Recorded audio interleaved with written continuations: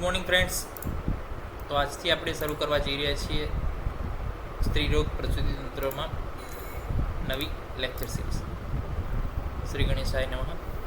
First topic છે સ્ત્રી શરીર વિજ્ઞાન, એટલે કે એનાટોમિકલી ફિઝિયોલોજીકલી શું છે બોડીની અંદર અને એનું સ્ત્રી રોગ અને પ્રસૂતિ તંત્રમાં કઈ રીતે એનું મહત્ત્વ જળવાઈ રહ્યું છે એના વિશે આપણે આજે અભ્યાસ કરીશું.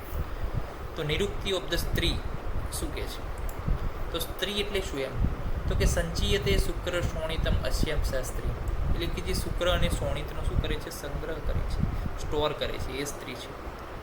કે જ્યારે કોઈ પણ સ્ત્રી હોય એ પ્રેગ્નન્ટ થાય ત્યારે શુક્ર અને શોણિત બંનેનો શું કરે? સ્ટોર કરે, સંચય કરે. તો એ જે છે સ્ત્રીની વ્યાખ્યામાં આવે છે. ઓકે. અને બાળકને જન્મ આપે પછી 9 મહિનામાં તો એ જે છે સ્ત્રીની વ્યાખ્યામાં આવે છે. સ્ત્રી ઇતિ સ્ત્યાયતિ ગર્ભોશ્યામ, કે જે ગર્ભને શું કરે છે? ધારણ કરે છે, સ્ત્રી છે. સિનોનિમ શું છે સ્ત્રીના? તો કે સ્ત્રી યોષિત, અબલા, યોષા, નારી, સીમંતિની, વધુ, પ્રતિપદર્શિની, વામા, વનિતા, મહિલા, આ બધા એના સિનોનિમ્સ છે, આપણે યાદ રાખવું. કે જે પોષણ આપે છે, જે બાળકને જન્મ આપે છે, જે નારી છે, જે સીમંતિની, પછી વધુ, આપણે કહીએ વર વધુ તો વધુ, પછી પ્રતિપદર્શિની, પછી વામા, વનિતા, આ રીતના અનેક સિનોનિમ્સ જે છે અમરકોશની રાખેલા છે. નિરુક્તિ ઓફ પ્રસૂતિ તંત્ર. હવે આપણે માહિતી મળીશું પ્રસૂતિ તંત્ર વિશે. તો કે પ્રસૂયતે ઇતિ, કે પ્રસૂતિ વિશે જાણે છે એ પ્રસૂતિ તંત્ર. તંત્ર in with detail description of the procedure of the baby born prasav is called prasuti. કે જે તંત્ર બેબીનું જે છે, બોયનું અથવા ગર્લનું, એટલે પ્રસવ થવાની જે તમામ ડિટેલ જેની અંદર ડિસ્ક્રિપ્શન છે એને શું કહેવાય છે? પ્રસૂતિ તંત્ર કહેવાય છે. હવે કોન્સેપ્ટ છે વય ભેદનો. તો 5 વર્ષા સ્મૃતા બાલા મુગ્ધા ચર્ષટ સમાવિદમ, એટલે કે 5 વર્ષ સુધી કોઈ લેડી સ્ત્રી હોય તો એની 5 વર્ષ સુધી એ બાળકીને શું કહેવાય? બાલક કહેવાય. પછી 5 થી 6 વર્ષ મુગ્ધા કહેવાય, 11 વર્ષ એમાં 6 ઉમેર દો એમ, ષટ સમાવિદમ, એટલે કે 11 વર્ષ સુધી મુગ્ધા, પછી 20 વર્ષ સુધી પ્રૌઢા અને 33 વર્ષ સુધી પ્રાગલ્ભા.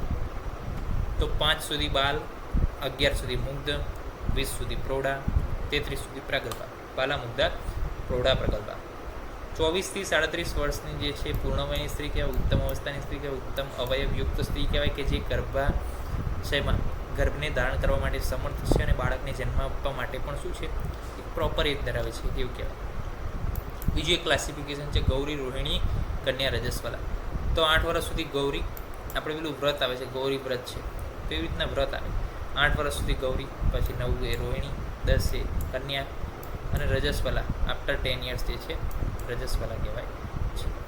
હવે કહે છે કે ગર્ભ ધારણ કરવા માટે યોગ્ય એજ કઈ, પ્રોપર એજ કઈ? તો કે સુશ્રુતે કીધું કે ફિમેલ જે છે 16 વર્ષે અને મેલ જે છે 25 વર્ષે એનું વીર્ય જે છે સંપૂર્ણ બને છે, પરિપૂર્ણ બને છે, અને ત્યારે જે છે કન્સીવ કરવામાં એ સફળ થાય છે.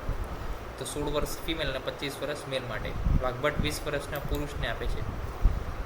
પછી ઉપગર્ભ, વય અને દોષ એ આપણે જોઈએ. તો કે જુઓ, બાલ્યાવસ્થામાં બાલા, મુગ્ધા, કુમારી આ રીતનું આવે. તો આ બધું વાઘભટ પ્રમાણે છે, કે જે આપણે થોડુંક અવોઇડ કરીએ તો પણ ચાલે. કેમ કે જો મધ્યાવસ્થામાં 12 થી 50 વર્ષ, એ તો બધામાં સેમ રહેશે, એ પિત્ત પ્રધાન છે. વૃદ્ધાવસ્થામાં વાત પ્રધાન રહેશે 50 વર્ષ પછી, અને 11 વર્ષ સુધી કફ પ્રધાન. આટલું યાદ રાખવું. અહીંયા આવ્યું કે દ્વાદશાબ્દે પ્રત્યમ તો યદિ પુષ્પમ બહિ નહીં અંત પુષ્પમ હોય તો પનસ ઉદાહરણ. Our ancient authors are opinion that through menses occurs after 12 years, એટલે કે 12 વર્ષ પછી શું થાય? પુષ્પ પહેલાં અંતરપુષ જે છે એક્ઝિસ્ટ કરે છે અંદર, પરંતુ 12 વર્ષ પછી શું છે? બહાર આવે છે. એટલે કે antarpush exist even before, just like panas udumbar where flowers throw present. એટલે કે એવું નથી કે નથી અંદર વસ્તુ, પરંતુ એ એક્સપ્લિટ ક્યારે થાય છે? 12 વર્ષે થાય છે. તો એ રીતના જેવી રીતને ઉદુંબર જે છે અથવા પનસ છે એની અંદર જે છે બીજ રહેલા છે. તો આપણે માહિતી મોટાભાગની અહીંયા આજે પૂરી કરીએ છીએ લીધેલી, કે વયભેદ જાણ્યા, પ્રસૂતિ, સ્ત્રી, સ્ત્રી ડેફિનેશન અને સિનોનિમ્સ, પ્લસ બીજા ક્લાસિફિકેશન જોયા, અને ગૌરી, રોહિણી, કન્યા, રજસ્વલા, ગર્ભાધાન માટે યોગ્ય એજ કઈ.